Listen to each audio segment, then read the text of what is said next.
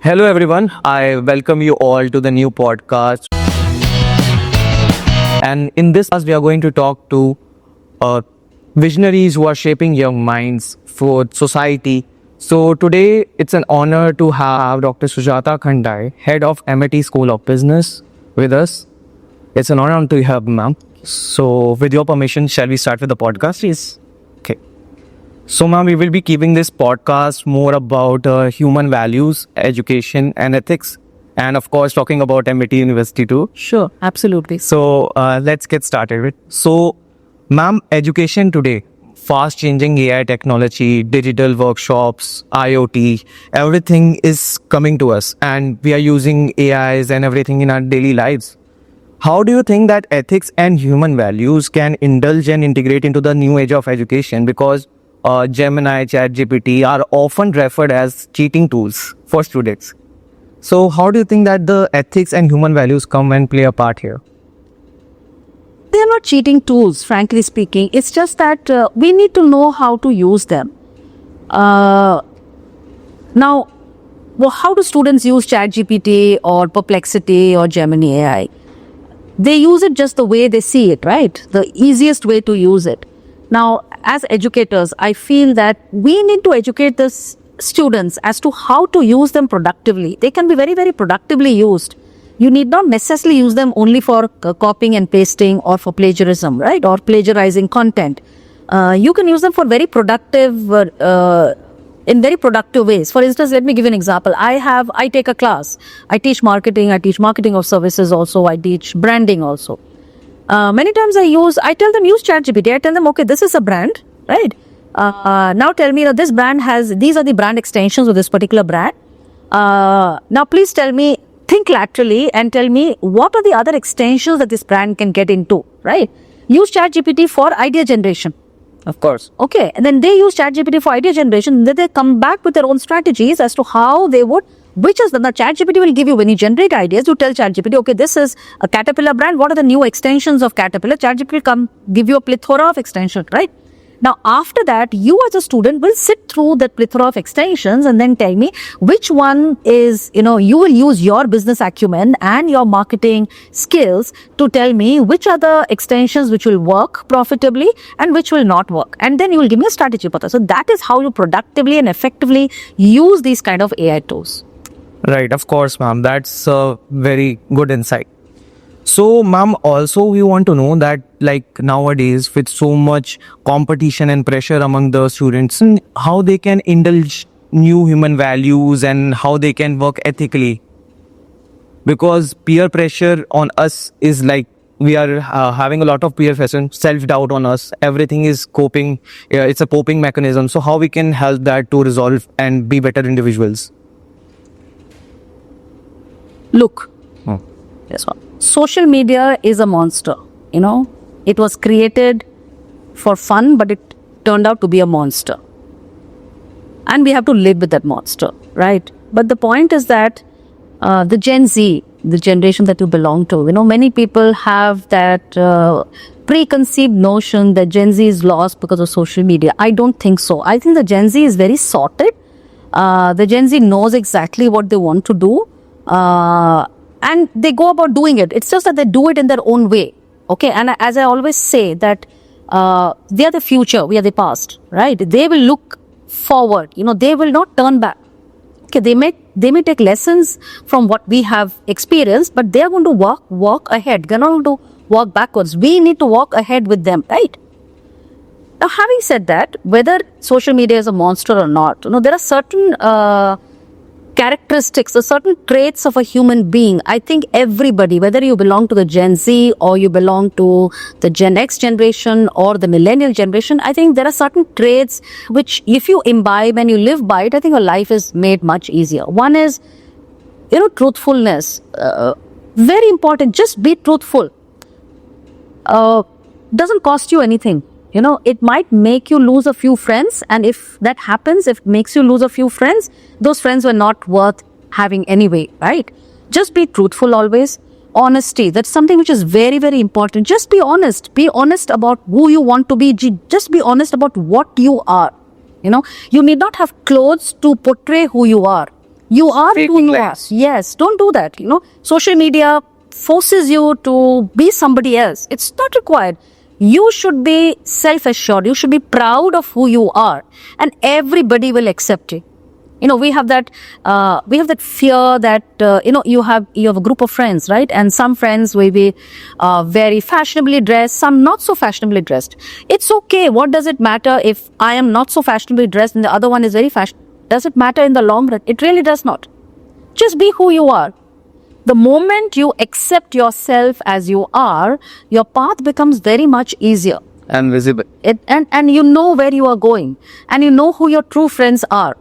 The reason why social media is a monster is because you are not able to recognize your true friends, and you are very scared that, okay, if I don't do this, I will lose. This friend did not like my post. I will lose that friend. He did not like your post. Does it matter so much who liked your post and who did not like your post?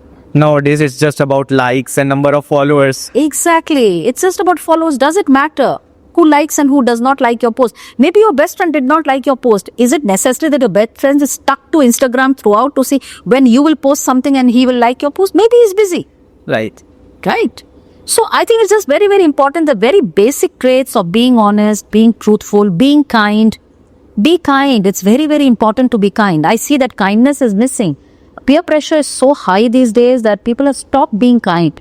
Be kind to everybody. Right. That makes you a better person always. Learn to endeavor always to be a better version of yourself every single day. Exactly. Okay, ma'am. So, ma'am, do you think that empathy, honesty, as you mentioned, and social responsibility can be taught in classroom, and should they be cultivated through a real life exposure and environment, or just theoretically? Real life. You have to practice it. And yes, it is not that I will have a class on social responsibility or I'll have a class on kindness. No, it is not like that. But then the way we conduct ourselves in the class, the way we conduct ourselves on campus, the way we behave with everybody else, that is how we learn. Now, I'll give an example. I am in the class and I am teaching. Let's say I'm a faculty and I'm teaching and I have a group of students. And there is one student who comes in late, let's say, right? And she's saying, ma'am, look, it was raining very heavily. My car broke down on the way. I am late. Can I come into class? Now, then there is another student who walks in and says that, I know that student is a perpetual offender. He or she always comes in late, right? To that student, yes, I will be very particular. Say, okay, you can enter 5 minutes late, but not beyond that.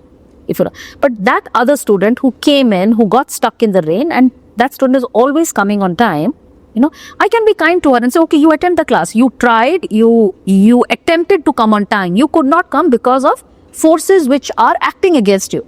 So you need to. So when I show a level of kindness to the students, they also learn that, okay, we can be kind. We should take circumstances into consideration and then behave accordingly.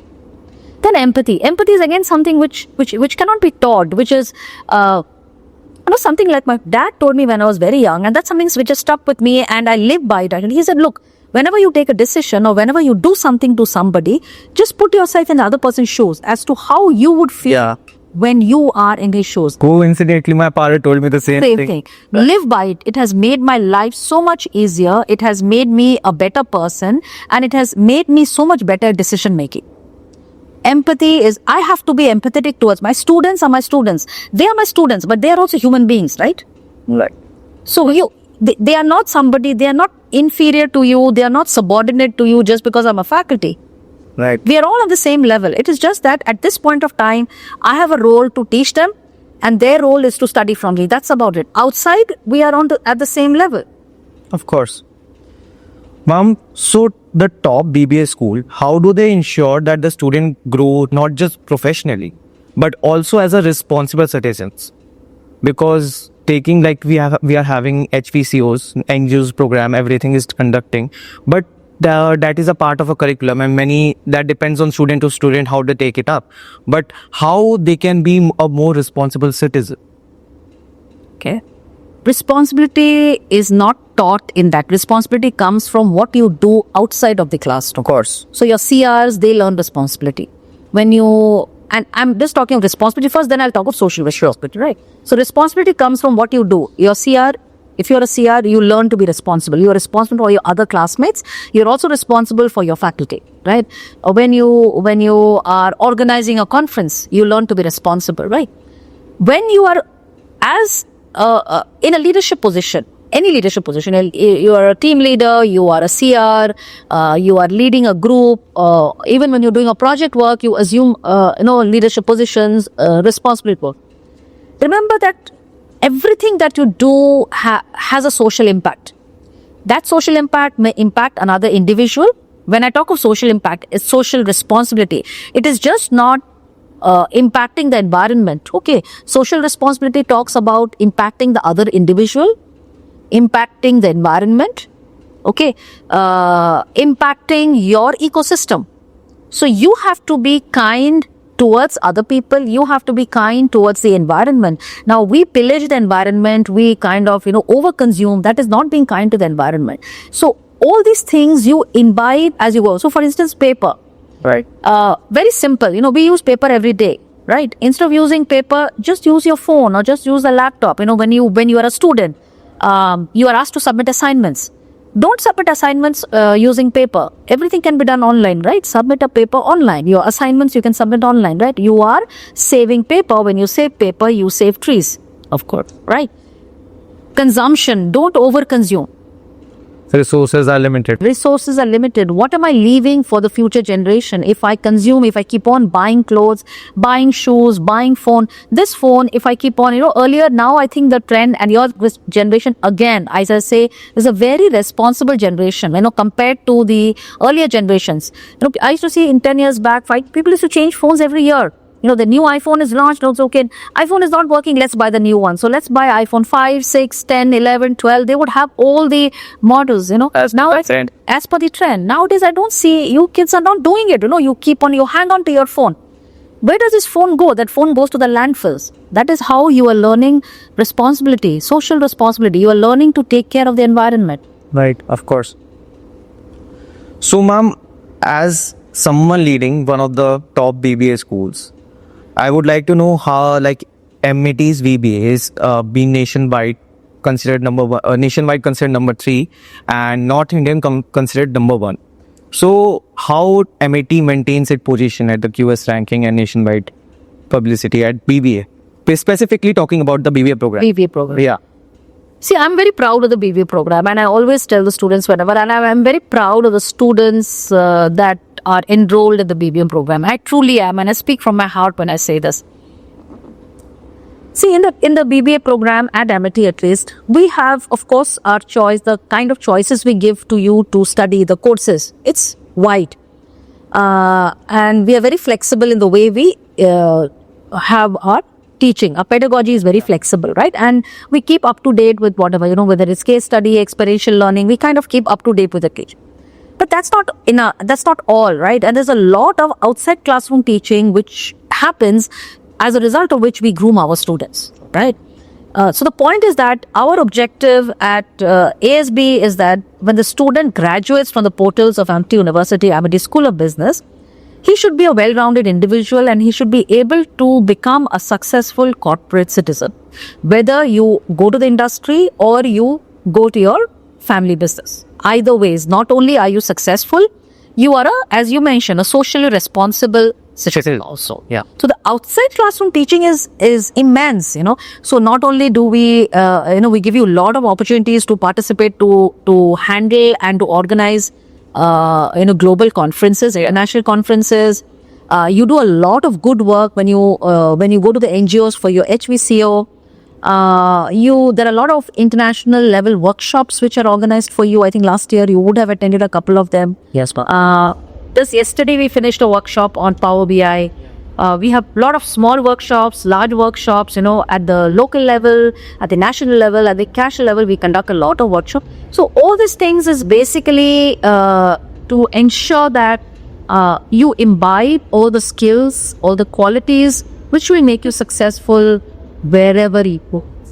Whether it is business, whether it is media, go into media, politics, Right. social work, wherever you go, we have students in all Aspects. facets of life. So, ma'am, some people also feel that MIT's discipline and freedom goes apart Like, what do you think about it? About the students' freedom and as well as integrating discipline in that.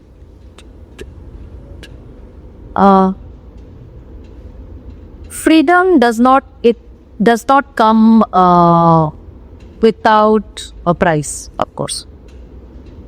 If you want to enjoy freedom, it's very important that you should have freedom, and they give a lot of freedom to our students. But at the same time, if you really want to enjoy freedom, there has to be discipline implicit in that freedom.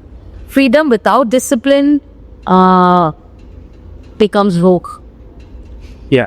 Right? Understood. So if you really want to enjoy freedom and honestly live a free life, discipline is automatically an integral part of freedom. And that is what I think. And Amity, we give you a lot of freedom, but at the same time, if you see every freedom, every aspect of freedom has discipline integrated into it. That's why probably we do not have rogue elements on our campus.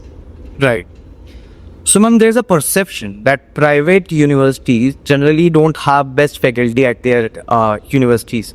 How do you ensure the quality teaching at MITs? I think I would disagree with that. Probably this was true maybe 30, 20 years back also. And it was true, and probably people could say that essentially because India did not have private universities. India was essentially ruled by government universities and government sector, right? The public sector, as far as education was concerned, higher education. But I think with I think Amity, we were the first ones to come into private education sector, and we set a benchmark. And now I think we probably have the much better faculty than any college of their university or any other government college. A simple statistic: if you look at the publication data of faculty members at Amity and become faculty members from any of the top tier Delhi University college, I think we would fare way better. One. That's publication, right? If you look at the teaching, the pedagogy that we adopt, we are constantly revamping our curricula. Every year we revamp our syllabus to ensure that it is up to the date. Yeah. If you look at Delhi University, they don't do all that. They their curricula is, many years old, and they don't have that level of proactiveness in revamping the curricula every year. And not only that, we revamp, we do it with, we take inputs from industry, we take inputs from the research, from other academics, so that it's a well-rounded, comprehensive syllabus. Because ultimately, at Amity, again, we believe that when we are educating students, we are not educating them for ourselves or for themselves. We are educating them so that they are able to contribute to the world outside. Yeah. And if they're not able to get the skills while they are with us, how will they contribute? So we ensure that they are ready for the world outside with all the skills that they get. So I think I refuse to believe that the faculty at Amity, and I would train them way higher than most of the this. Okay, great. So, ma'am, a few students say that the environment in MIT is not academically enriching compared to the other universities. So, how do you think that? What are the viewpoint of yours as a faculty about that? Again, I would totally disagree. Okay, number one is that first piece, see, it's like this. Students by themselves, given a choice, they would not like to attend class. They would like to go and broke down on the calls and but then, as I said, discipline is very important. We would like to do what we want to do. I don't want to wake up in the morning and I just want to sleep in bed. That is a natural instinct that you would be. But then we get up in the morning, we go to the gym, we get ready, we come to work because there is discipline. And the first thing that we instill in all our students, discipline.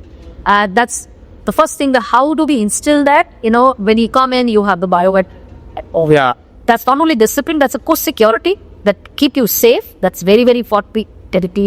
We do that because we need to keep you safe inside the campus, but also as a discipline element inside it, right? Second is that your class attendance. When we say 75%, there's a reason why we say 75%, because if you don't attend 75% of the classes, how will you understand anything? Consistency is the key. Consistency is the key. Exactly, you said it, right? So discipline is, so if you say that it is all about fun, I refuse to believe it. Yes, students should have fun. I tell my students, at that level, have as much fun as you want. Enjoy your freedom, because it's the last 3 years or 4 years that you get to do what you want to do. After this, you are working, you get married, you have a family, you have responsibilities. But that freedom, as I said, it does not come without responsibilities. This is the time when you learn responsibility, when you enjoy your life. So I think we give a very fair share of learning to be a good student, learning all the skills that is required for the outside world, yet enjoying the freedom on campus. So I think we give a very, very balanced campus line to us. Of course. Ma'am, so this is going to be a bit long question. Okay, so I will segment it into 3 parts. Okay, sure. Okay, so people often say that MIT is just an average university and with average outcomes. And also they mention, okay, so one thing is quite popular on Instagram and on social media platforms is that we'll get viral. As you know, nowadays anything get viral. If it has gone up, boom, some music, some hashtag, anything can pull up a large audience, right? So during the time of 20, I would say 20, after 2022, when the Instagram trend roll out, a lot of reels from MIT University has been viral, having our auditoriums and faculties and everything.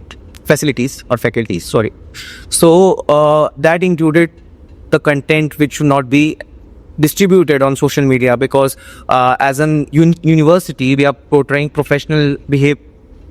So there are many people who have misconceived the reputation of MIT University. They are just saying that it's a casual university. There is no discipline, no academics, and people are just going there and having fun, and it's just for a degree sake, what I will say, for student perspective. And the students who are watching this, who want to learn, and they are unable to know the exact value what we are having at the MIT University, should know from ma'am, please.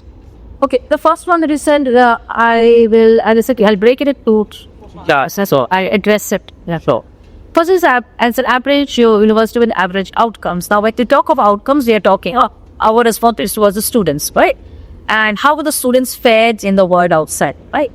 Again, that's a very raw misconception. If you see how students have fared very well in all walks of life, whether it's business, politics, media, in many, many walks of life, the students have been very well there, right?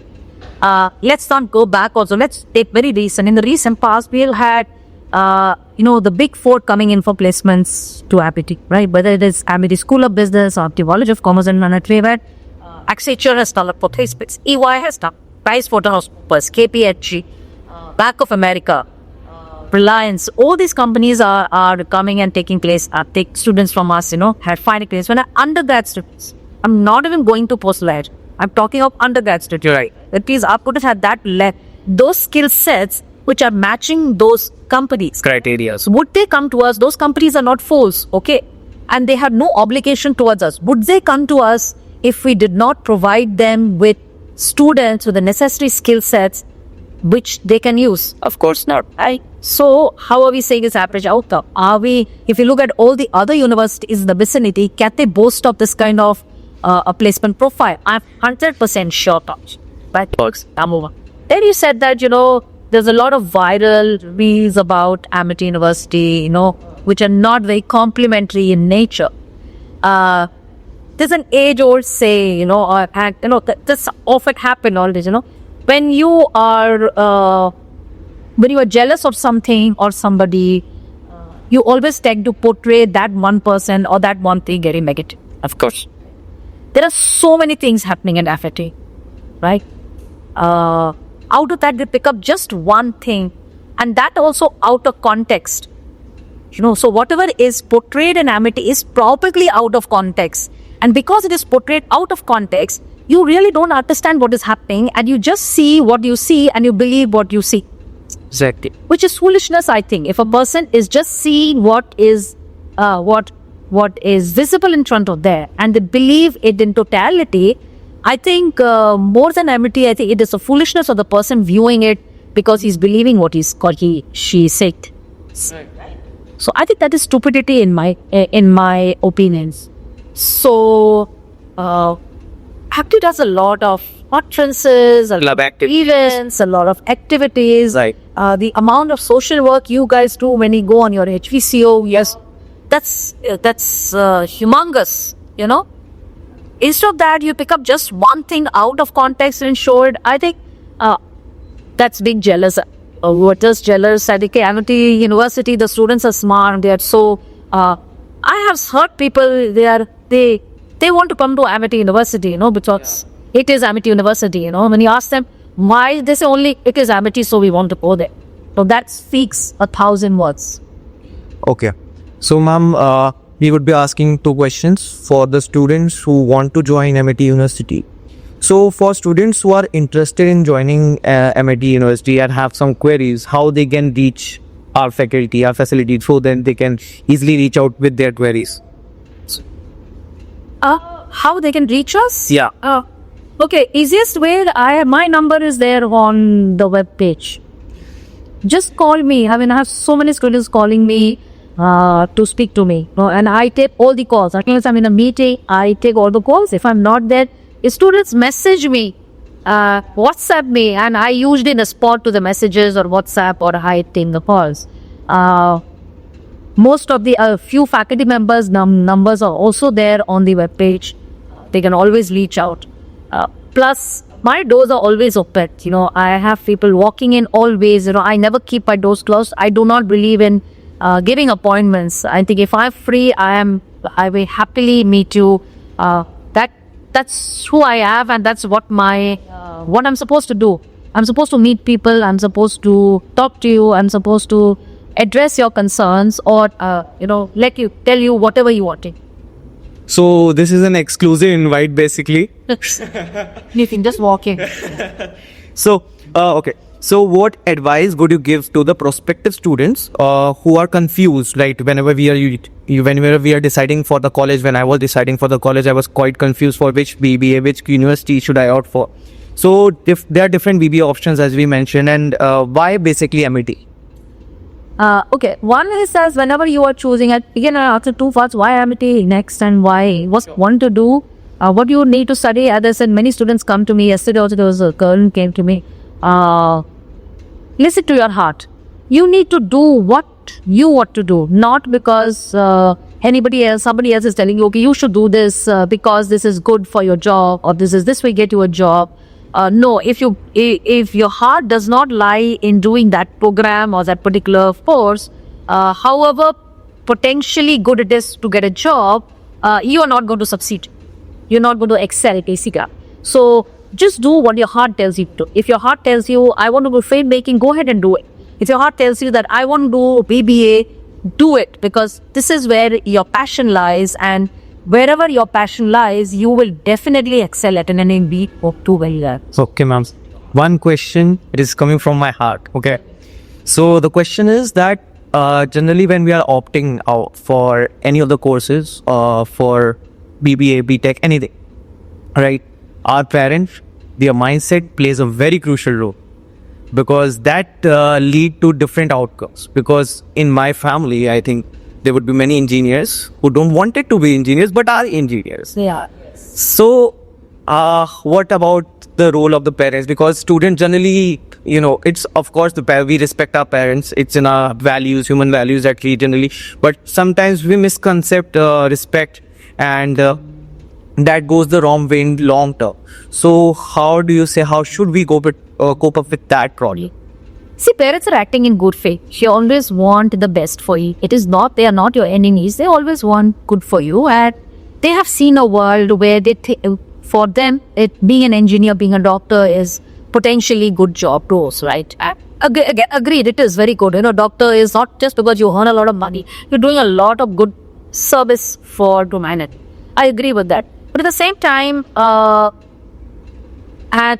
if your heart tells you that I don't want to be an engineer, I don't want to be a doctor, and I want to go BBA, and I want to go into business, or I want to work in the field of business, you have to convince your parents. It's how you reach out to them, you talk to them, and you tell them this is what I want. And trust me, I don't think there is any parent on earth, barring a few exceptions. I think there's any parent on earth who's not going to listen to the child's heart. So if you convince them to talk to them, there's no need to fight with them. Why should you fight with your mates? No? At the end, the student will say, "Oh, I fought my mother and I fought my dad because they are not letting me do what I want to do." What is the need to fight? They are not your enemies. They are acting out of good faith and they are telling you what is good. The subtle issues, they are your well wishes. You could ultimately who will get the max happiness out of your success? It is your parents, of course. Right. They don't want us to see Fail. broke Yes. or see not earning much amount of money. And so about face hardships. Yeah. And that is the reason why they are advising. That is to feel that, and you go back to them. Don't just say, I want to do BBA because I want to. No, that is not how you convince them. You go back and tell them, look, I will do BBA. Give them a plan. Tell them, okay, after I do BBA, this is what I will do. This is where I intend for it. This is the skills that I will learn. And this is where I will reach. But if you have a proper, well-researched, pathway for them, I'm sure they will be not only agree to you, they'll be very proud of you that you're actually done a lot. You're clear about your path. Clear about your goals and you're clear about what your initials are. Of course. Okay, ma'am. So now to light up this session, we are having one rapid fire round. Okay, so 5 to 6 questions. Just getting with it. So one word to describe MIT School of Business. Vibrant and dynamic. Great. One book every student should read.